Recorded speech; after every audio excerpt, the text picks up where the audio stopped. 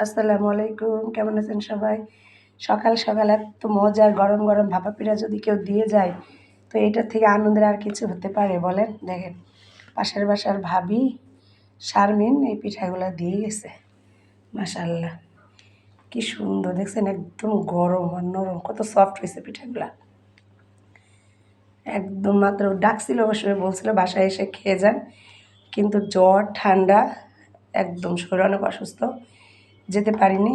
তাই সেই দিয়ে গেল। এই যে দেখেন পিঠাগুলা কি সুন্দর একদম গরম। একটা ভেঙে দেখায় কেমন। ওয়াও!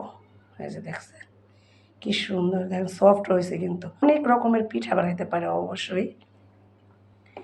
তো শারমিনের জন্য অনেক ভালোবাসা। কেমন লাগলো আপনাদের কাছে অবশ্যই সবাই জানাবেন। পিঠার দাওয়াত রইল সবাইকে। আল্লাহ হাফেজ।